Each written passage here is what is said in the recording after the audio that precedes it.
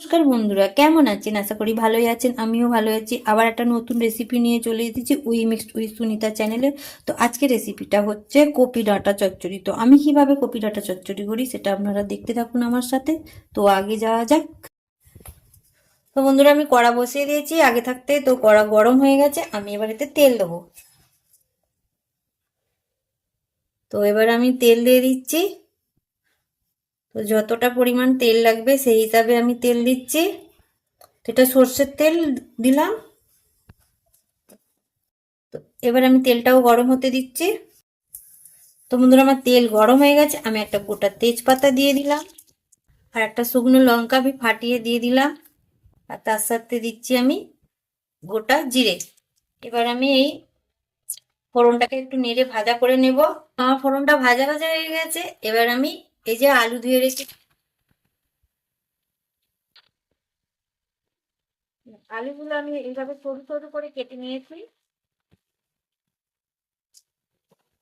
এবার আমি একটু আলুটাকে নেড়ে দেব।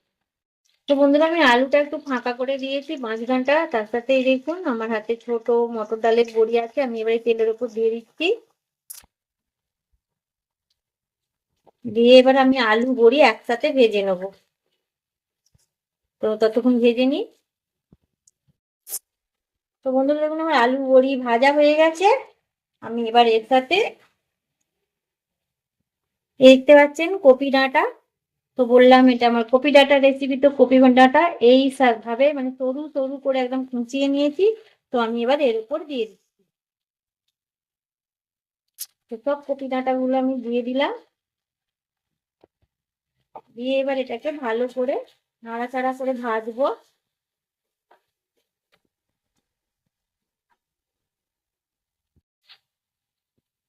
আর এই যে বেগুন ছোট ছোট করে কুচিয়ে নিয়েছি, বেগুন গুলোও দিয়ে দিচ্ছি। পর ভালোভাবে মানে সব কটা সবজি ভালোভাবে ভেজে নেবো।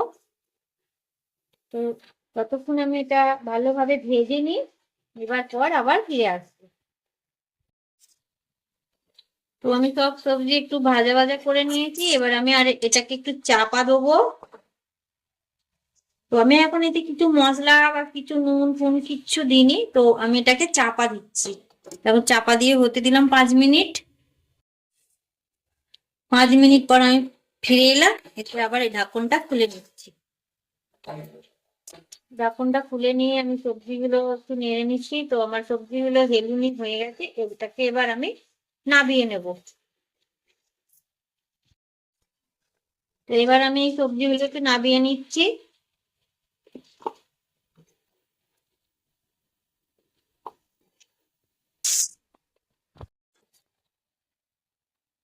তো আমি আবার কড়াটা বসিয়ে দিয়েছি, দেবার পরে আবার তেল দিচ্ছি। আমার তেল গরম হয়ে গেছে। আমি এই যে কাঁচা লঙ্কা চিড়ে রেখেছি, কাঁচা লঙ্কা গুলো দিয়ে দিলাম। দিয়ে একটু নেড়ে নিচ্ছি।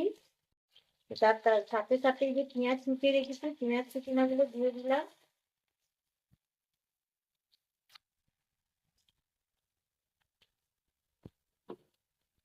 এই পেঁয়াজ কুচিনা গুলো একটু গোলাপি রং দেওয়ার মতন ভেজে নেবো। তো দেখুন আমার পেঁয়াজ গুলো গোলাপি রং এসে গেছে।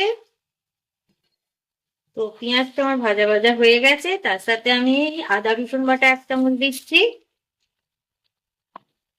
দিয়ে এবার আদা রসুন বাটা পেঁয়াজ ভালোভাবে ভেজে নেবো। আদা রসুন আর পেঁয়াজ ভাজা ভাজা হয়ে গেছে। তার সাথে আমি দিয়ে দিচ্ছি এখানে টমেটো কুচি। টমেটো একটা টমেটো নিয়েছিলাম, তো টমেটো কুচিটা দিয়ে দিলাম। তার সাথে সাথে আমি লবণ দিয়ে দিচ্ছি। তো যতটা আমার জিনিস সেই হিসাবে আমি লবণ দিচ্ছি। তো স্বাদ অনুযায়ী আমি লবণ দিলাম। এবার এটাকে ভালোভাবে মিশিয়ে নেবো। নিয়ে আমি এবার এটা চাপা দেবো টমেটোটা সেদ্ধ হওয়ার জন্য। টমেটোটা সেদ্ধ হওয়ার জন্য আমি চাপা দিচ্ছি।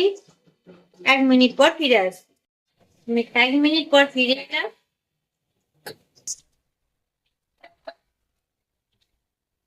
দেখুন আমার টমেটো সেদ্ধ হয়ে গেছে। দেখতে পাচ্ছেন আমার টমেটো সেদ্ধ হয়ে গেছে আর মশলাটা হয়েও গেছে। তো আমি এবার এতে হলুদ গুঁড়ো দিচ্ছি, লঙ্কার গুঁড়ো দিচ্ছি, এটা ঝালবালা লঙ্কার গুঁড়ো, আগে কাঁচা লঙ্কা দেওয়া আছে সেই হিসাবে আমি ঝালবালা লঙ্কার গুঁড়োটা দিচ্ছি। তো বন্ধুরা আপনারা যে হিসেবে ঝাল খাবেন সেই হিসেবেই দেবেন লঙ্কা গুঁড়ো। আর আমি দিচ্ছি এখানে ধরে গুঁড়ো আর দিচ্ছি জিরে গুঁড়ো, দিয়ে এবার এটাকে ভালো করে কষে নেবো। তো আমার মশলাটা কষা হয়ে গেছে। এবারে দেখতে পাচ্ছেন আমি যে সবজিগুলো ভেজে রেখেছিলাম এই সবজিগুলো এবার দিয়ে দিচ্ছি এর সাথে। তো এবার এই মশলার সাথে সবজিগুলো ভালোভাবে মিশিয়ে দেবো। তো বন্ধুরা আমার এই রেসিপিটা যদি আপনাদের ভালো লেগে থাকে তাহলে লাইক, শেয়ার, কমেন্ট আর সাবস্ক্রাইব করবেন। আর যারা আমার পুরনো বন্ধু আছেন তাদেরকে আমার অনেক ভালোবাসা, তাদেরকে আমি বলছি সুন্দর করে ছোট্ট করে কমেন্ট করবেন, কেন আপনাদের কমেন্টে আমার উৎসাহ বাড়াবে আরো আমার এই মানে নতুন নতুন রেসিপি আনার জন্যে। আর যারা আমার নতুন বন্ধু দেখছেন তাদেরকে আমি বলছি আমার রেসিপি যদি আপনাদের ভালো লেগে থাকে তাহলে সাবস্ক্রাইব করবেন, তার সাথে বেল বটনটি টিপে দেবেন। আমি যত নতুন নতুন রেসিপি দেবো আপনাদের কাছে প্রথমেই পৌঁছে যাবে। তো বন্ধুরা আমার রেসিপিটা দেখতে থাকুন। আর এই যে আমি সব মশলার সাথে মিশিয়ে দিয়েছি সবজি,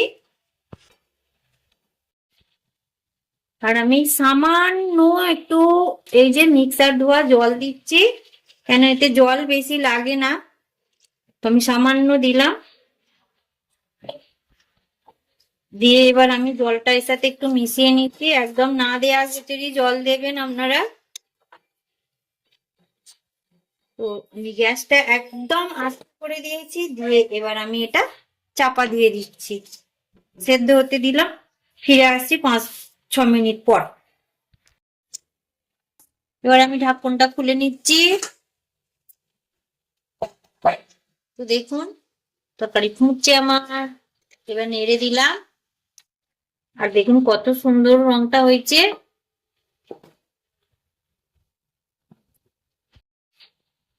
এর সাথে আমি সামান্য চিনি দিয়ে দিচ্ছি। তো যারা মিষ্টি খান না তারা চিনিটাকে স্কিপ করতে পারেন, আর যারা খান তারা তো দেবেনই। তো আমি সামান্য মিষ্টি দিলাম। এবার আমি আবার নেড়ে নিচ্ছি সবজিটাকে।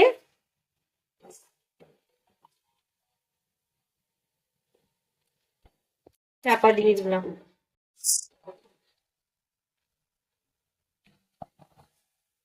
ঢাকনটা খুলে নিলাম, দেখলেন এই দেখুন তেল ছেড়ে দিয়েছে আমার সবজি থেকে, দেখতে পাচ্ছেন। আর আমার এই মানে ফুলকপি ডাঁটা চচ্চড়ি এটা তো দেখুন হয়ে গেছে, আর কত সুন্দর দেখতে হয়েছে। আর আমার এই রেসিপিটা পুরো রেডি। তো এটাকে আমি এবার নাবিয়ে ফেলবো। লাস্ট আর এই আমি ধনে পাতা দিয়ে দিলাম। তো ধনে পাতা দিয়ে আমি এটাকে একটু নাড়াচাড়া করে মিশিয়ে নিই।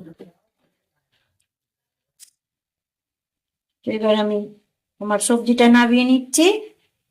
তো বন্ধুরা আমার রেসিপিটা পুরো রেডি হয়ে গেছে। কেমন হয়েছে বন্ধুরা একটু আমাকে কমেন্ট করে বলবেন। ধন্যবাদ।